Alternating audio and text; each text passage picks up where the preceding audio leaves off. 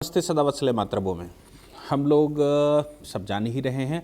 जिस दिन हिजाब इशू आया था उस दिन ही मैंने उसी दिन जिस दिन ये मामला शुरू हुआ था उस दिन ही बताया था आपको कि हिजाब के मामले में क्या हमारे आर्गूमेंट्स होने चाहिए थे।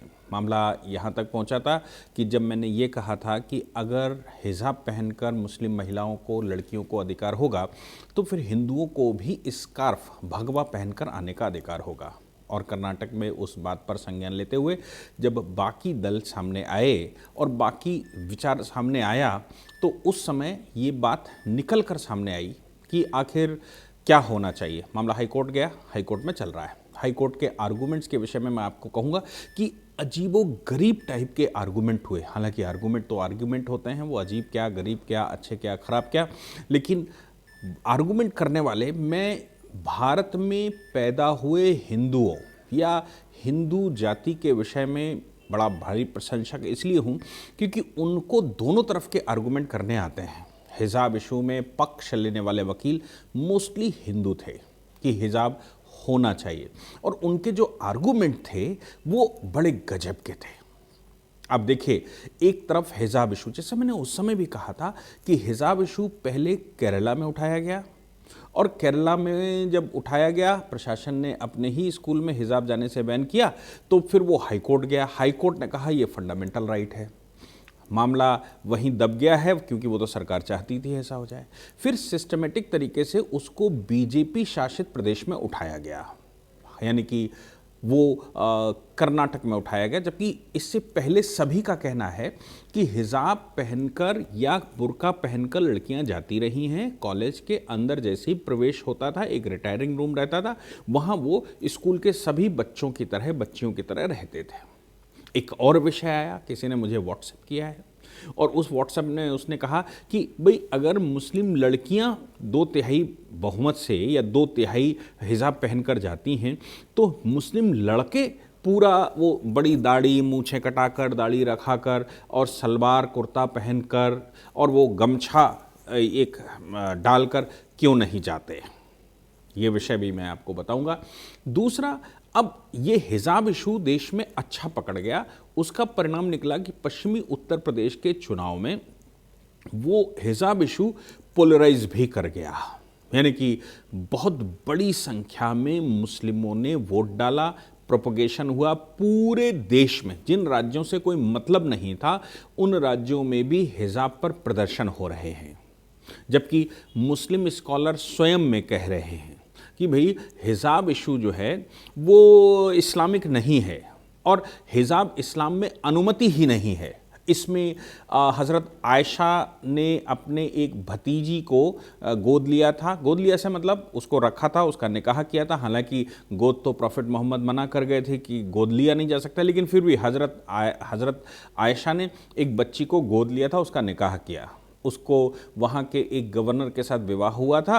उस गवर्नर ने उससे कहा कि तुमको बुर्का और हिजाब पहन कर रहना होगा। तो उस लड़की ने, जो हज़रत आयशा की मुंह बोली लड़की थी, उसने ये जवाब दिया कि मैं अल्लाह की शान में गुस्ताखी नहीं करना चाहती। ये आरिफ मोहम्मद को आप सुनेंगे, वो बहुत बड़े स्कॉलर मेरी नज़र में हैं और वो टेक्स्ट पर बात करते हैं, वो गहराइयों पर बात करते हैं, हदीतों पर बात करते हैं। तो आरिफ मोहम्मद साहब ने कहा कि हज़रत आयशा की जो मुंह बोली बेटी थी, उस बेटी ने ये कहा कि मैं अल्लाह की शान में गुस्ताखी नहीं करना चाहती। अल्लाह ने मुझे सीरत दी है, मुझे सूरत दी है, वो सूरत छुपाने के लिए नहीं दी है। अगर मैं उस सूरत को छुपाती हूँ तो ये अल्लाह की शान में गुस्ताखी होगी। उसने क्यों मुझे खूबसूरत बनाया। मैं उस खूबसूरती को, अल्लाह के द्वारा दी गई नियामत को मैं संसार को दिखाना चाहती हूँ कि अल्लाह कैसी नियामत देता है। और हज़रत आयशा ने उसका साथ दिया था, ये आरिफ मोहम्मद साहब ने कहा। तो ये तो बात बिल्कुल साफ़ हो गई कि हिजाब is not a part of Islam. और हिजाब लड़कियों को ही इतना ढककर क्यों। जैसे मैंने उस दिन भी कहा था कि डॉक्टर अम्बेडकर ने ये कहा कि भाई गलतियां हिंदू भी करते हैं, तकियन उसी बातें हिंदुओं में भी रहती हैं, लेकिन हिंदुओं की खास बात ये रहती है कि जहां से उन पर ऑब्जेक्शन आना शुरू होता है और बात समझ में आती, उस पर आंदोलन हो जाते हैं, उसका विरोध होना शुरू हो जाता है और उसमें सुधार होना शुरू हो जाता है। जैसे घूंघट प्रथा भारत की है, बाल विवाह की प्रथा भारत की है, या दहेज प्रथा भारत की है, इन पर विरोध हुआ और आंदोलन चल रहे हैं, लेकिन हिंदू समाज उसको स्वीकार भी करता है। मुसलमान की खास बात यह है कि वो पिछड़ा बनाए रखने के लिए इस्लाम का सहारा लेते हैं और ये कहते हैं इस्लाम खतरे में है। अरे मोहम्मद साहब ने यह भी कहा कि इस्लाम, कुरान स्वयं कहती है जब जब इस्लाम पर खतरा आएगा तो खुदा स्वयं उतर कर आएंगे और उसकी हिफाजत अल्लाह करेंगे। अगर अल्लाह ने इस्लाम की हिफाजत की जिम्मेवारी अपने पास ले रखी है तो फिर ये मुस्लिम लोग, ये जो अपने आप को मुस्लिम स्कॉलर कहते हैं, इस्लाम के अनुयायी कहते हैं, इस्लाम की हिफाजत करने की जिम्मेवारी लेते हैं, क्या उनको अपने अल्लाह पर विश्वास नहीं है? क्या वो अल्लाह के द्वारा कही गई बात के विरोध में जाकर ये कहते हैं कि इस्लाम खतरे में इसलिए हम सामने आए हैं? इस्लाम खतरे में है तो अल्लाह से दुआ करें, अल्लाह उसकी हिफाजत करेगा। ये अल्लाह ने जिम्मेवारी ले रखी है और ये कुरान की आयत है। तो फिर बातें यहाँ पर आ गई कि वो इस्लाम के नाम से ये सब चल रहा है। महिलाओं को कैसे दबाया जाए और उसको इस्लाम का नाम देकर कैसे उनको बदस्तूर पीछे रखा जाए, ये सब कुछ सोची समझी साजिश है, ऐसा आरिफ मोहम्मद साहब ने कहा। हिजाब पर जो आर्गूमेंट आया उधर, हाँ, एक हिजाब इशू ये चल रहा था, पूरे देश में ऐसा चल रहा था, तब तक लाउड स्पीकर की आवाज़ें बढ़ा दी गई। पता नहीं कैसे, कौन सा सूचना तंत्र है पूरे देश में कि पूरे देश की मस्जिदों की लाउड स्पीकर की आवाज़ें बढ़ा दी गई।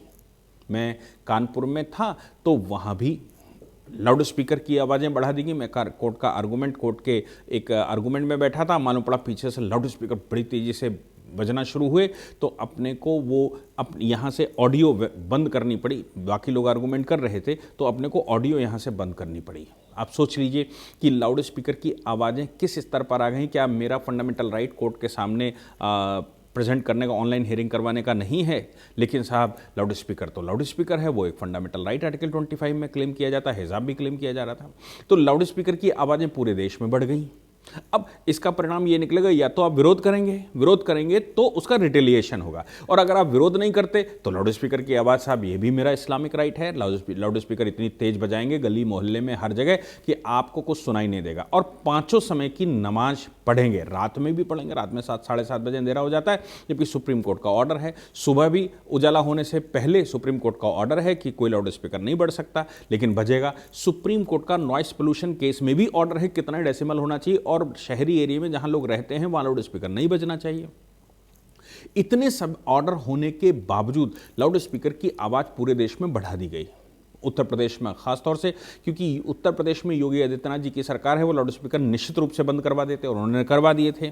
सलमान खुर्शीद पिटीशन लेकर इलाहाबाद हाई कोर्ट भी गए थे। लेकिन इस समय उत्तर प्रदेश में खास बात यह है कि सारा एडमिनिस्ट्रेशन चुनाव आयोग के हाथ में है, और चुनाव आयोग कोई विवाद नहीं चाहता। चुनाव आयोग अपना चुनाव निर्विवाद रूप से करवाना चाहता है, और योगी जी उसमें इंस्ट्रक्शन दे नहीं सकते एडमिनिस्ट्रेशन को। एडमिनिस्ट्रेशन अगर योगी जी के इंस्ट्रक्शन पर काम करेगा, चुनाव आयोग उसकी उठापटक शुरू कर देगा।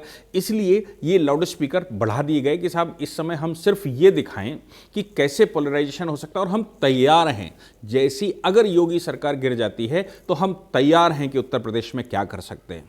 ये बात केवल उत्तर प्रदेश की नहीं है, ये बात गुजरात में शुरू हुई। तो गुजरात में आज लाउड स्पीकर बैन को लेकर PIL फाइल की गई है, जिसमें गुजरात हाई कोर्ट ने एक नोटिस इशू किया है राज्य सरकार को।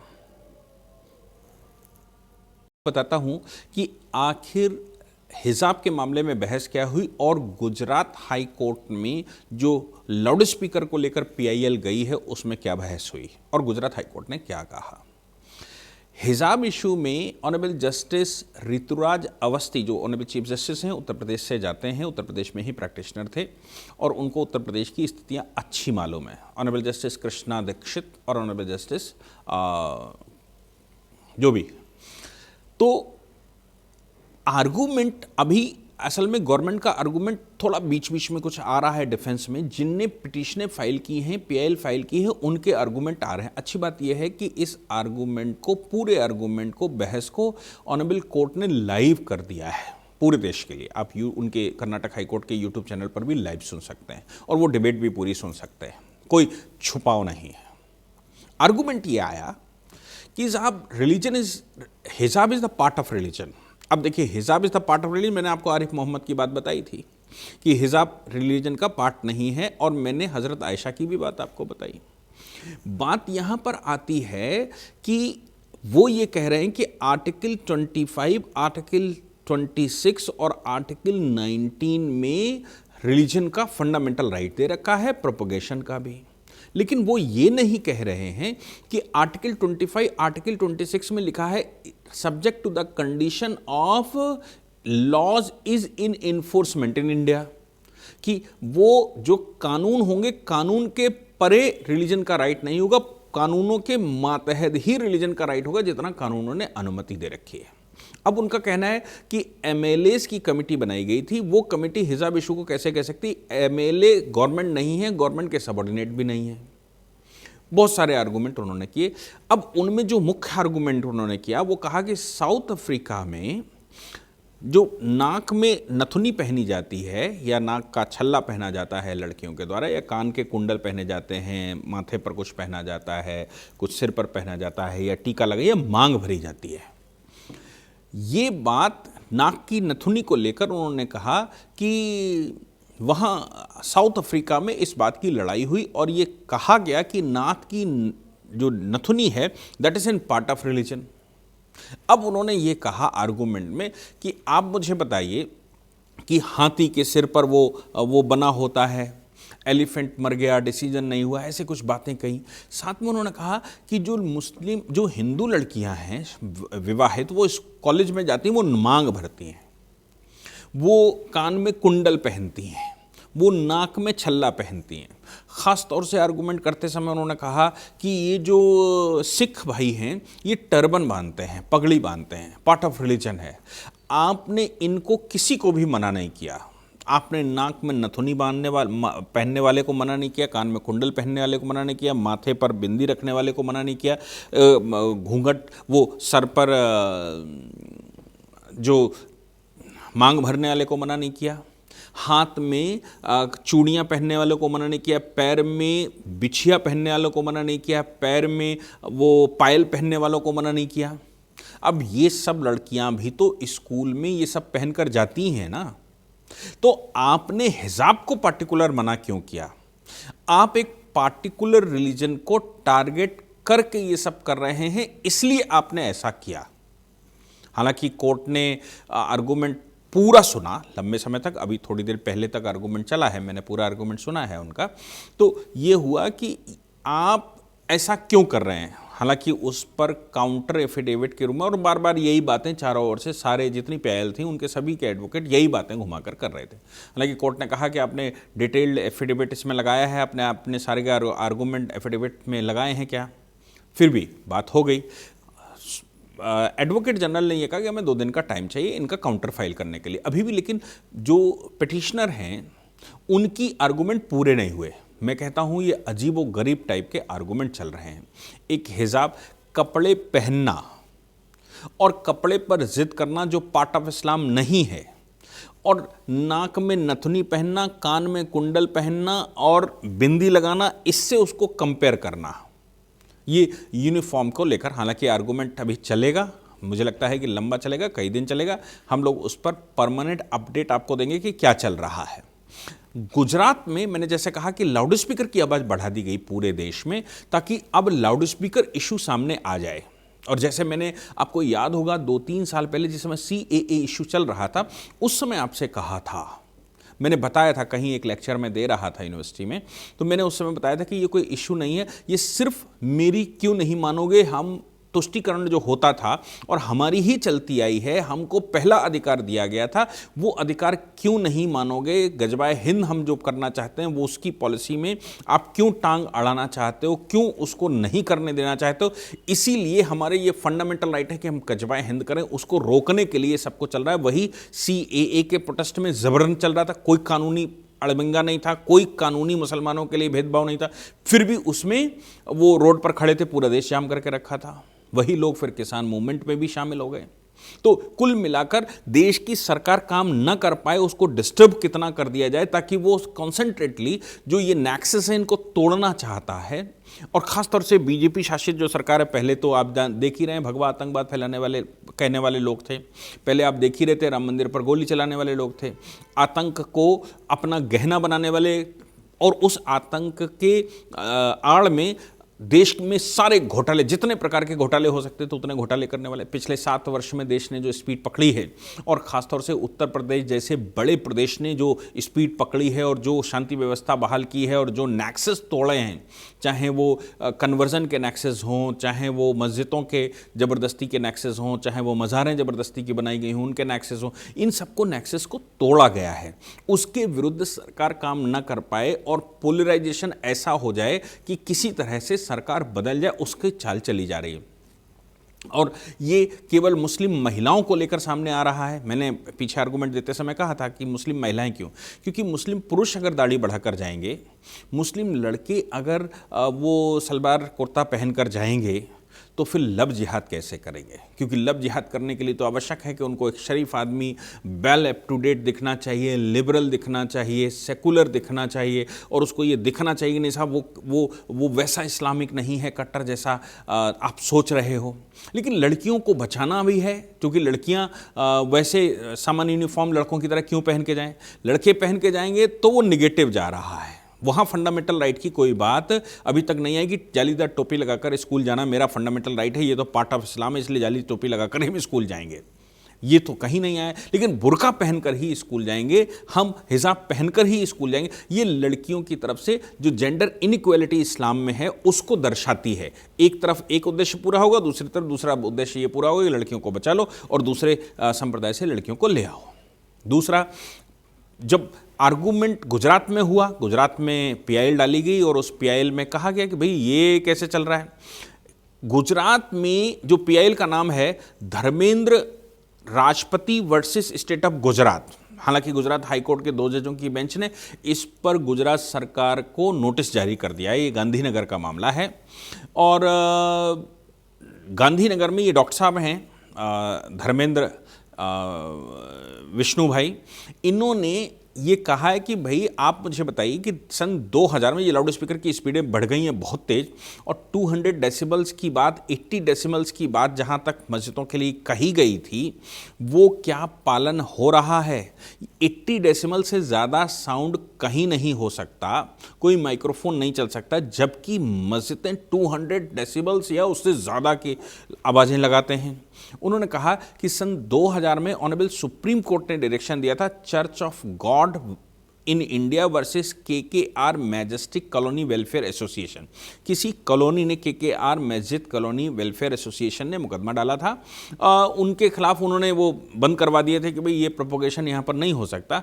तो फिर चर्च ऑफ गॉड ने ये कहा था कि मेरा फंडामेंटल राइट है। वो कुछ प्रोपोगेशन कर रहे थे, कुछ कन्वर्जन कर रहे थे, कुछ लाउड स्पीकर से अनाउंसमेंट कर रहे थे, या वो जो प्रेयर होती है वो प्रेयर लाउड स्पीकर को उस एरिया से बजा रहे होंगे, ऐसा कुछ रहा होगा।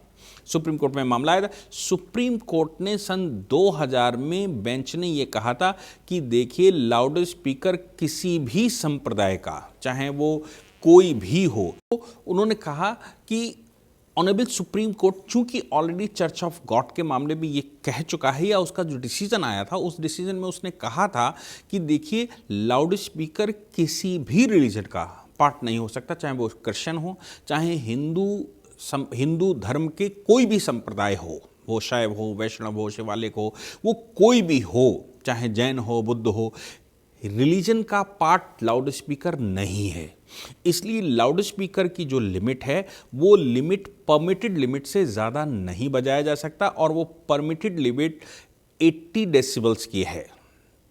आज ऑनरेबल सुप्रीम कोर्ट अभी जब उसके 2004 का एक जजमेंट आया था जिसमें ऑनरेबल सुप्रीम कोर्ट ने कहा था कि जो नॉइस पोल्यूशन का मामला है वो किसी पर भी, कोई रेजिडेंशियल एरिया में कोई लाउड स्पीकर बिना अनुमति के लगाया ही नहीं जा सकता। केवल जो शादी बारात के मामले रहते हैं उनमें अनुमति लेनी चाहिए, और वो अनुमति भी रात में 10 बजे से सुबह के 6 बजे तक नहीं दी जा सकती, किसी भी हालत में नहीं दी जा सकती। तो अनुमति लेनी होगी, वो अनुमति भी नहीं दी जा सकती। अब ये जो लाउड स्पीकर इशू बढ़ाया जा रहा है, अब जैसे ही ये PIL का जैसे नोटिस किया है गुजरात हाईकोर्ट को, गुजरात सरकार को, और गुजरात सरकार कहेगी कि साहब ये नहीं चलाया जा सकता, तो आप ये मान के चलिए जब तक ये हिजाब इशू सॉल्व होने की स्थिति में होगा तब तक लाउड स्पीकर इशू देश में उठा दिया जाएगा। कुल मिलाकर मामला ये है कि चाहे वो CAA इशू उठाकर बनाया जाए, चाहे वो किसान मूवमेंट उठाकर बनाया जाए, चाहे वो हिजाब बनाकर बैठाया जाए, चाहे वो कुरान के इश्यूज़ को उठाया जाए, चाहे वो रोड पर नमाज के मामले को उठाया जाए, या फिर वो लाउड स्पीकर इश्यूज़ उठाए जाए, कुल मिलाकर ये इश्यूज़ उठाते रहेंगे। सरकार किसी प्रकार से अपने मंतव्य को पूरा न कर पाए और सरकार आगे कॉन्सेंट्रेट न कर पाए कि ये नेक्सस कैसे तोड़ा जाएगा, सरकार अपनी पूरी एनर्जी इनके मूवमेंटों को सॉल्व करने में ही लगा दे। आर्गूमेंट करने वाले मोस्टली मुस्लिम बहुत पढ़े लिखे तो होते नहीं हैं, तो होंगे भी, लेकिन पूरा आर्गूमेंट करने वाले भी वही लोग हैं, चाहे वो अर्बन नक्सल कह लीजिए, चाहे उनको आप एक्स्ट्रा इंटेलिजेंट कह लीजिए, चाहे उनको देश का सेकुलर कह लीजिए, चाहे उनको टॉप ऑफ द वर्ल्ड कह लीजिए, जो भी शब्द वो अपने लिए इस्तेमाल करना चाहें, लेकिन आर्गूमेंट तो वो बड़े मार्मिक करते हैं। मुझे लगता है कि इन मामलों में अब भारत में सरकारें कुछ ज़्यादा ही कटु की आवश्यकता है। योगी जी जैसे देश में सभी प्रदेशों में मुख्यमंत्रियों की आवश्यकता है, जो कि ये नेक्सस, चाहे वो हिंदुओं का हो, चाहे वो मुसलमानों का हो, चाहे वो क्रिश्चियनों का हो, ये सारे नेक्सस तोड़े जा सके, भारत में नागरिकता समान हो, हर नागरिक एक सा हो, और भारत में केवल संविधान हो। ना विधान से काम चलेगा, ना विधान यहाँ पर प्रिवेल करेगा, ना कुरान यहाँ पर प्रिवेल करेगी, ना पुराण यहाँ पर प्रिवेल करेगा, यहाँ पर केवल संविधान प्रिवेल करेगा। और जिसको भी ये सब कुछ करना है वो अपने घर में करे, वो बाहर न करे। और कभी कदार की बात आती है तो वो अनुमति लेकर करवा सकता है, सरकार से अनुमति ले ले। किसी को कोई साल 2 साल में एक कार्यक्रम ऐसा होता है तो किसी को कोई दिक्कत, मुझे नहीं लगता कि हिंदू समाज में किसी को कोई दिक्कत होती है। लेकिन आप रोज़ दिन में 5 बार लाउड स्पीकर बजाकर और डिस्टर्ब करेंगे तो फिर स्वाभाविक सी बात है, देश में काम करने वाले युवाओं को, बच्चों को, कोर्ट में प्रैक्टिस, आजकल ऑनलाइन कोर्ट की प्रैक्टिस हो गई है, ऑनलाइन पढ़ने की वो हो गई है, तो इन सब में डिस्टर्बेंस होता है। कोई पूजा करना चाहता है घर में, कोई ध्यान लगाए बैठा है, आपका लाउड स्पीकर पौं कर देता है पीछे से। तो ये सब समस्याएं मुझे लगता है तभी सॉल्व हो सकती हैं जब देश में कोई सही से राज्य करने वाला, देश को सही दिशा दिखाने वाला कोई मुख्यमंत्री, प्रधानमंत्री जो अब इस समय बैठे हुए हैं, इनसे भी कटु व्यक्ति चाहिए जो डंडे के आधार पर कानून व्यवस्था सही से लागू कर सके और देश में एक ऐसा वातावरण जो वाकई में सेकुलर हो, रोड पर कोई रिलीजन ना दिखाई पड़े। रिलीजन का मामला जितना भी हो वो सिर्फ घर में हो, आपके दरवाजे के बाहर से दिखाई नहीं देना चाहिए ये हिंदू का घर है कि मुसलमान का घर है। तभी मुझे लगता है ये सब कुछ ठीक हो पाएगा। जय हिंद, जय भारत, वंदे मातरम।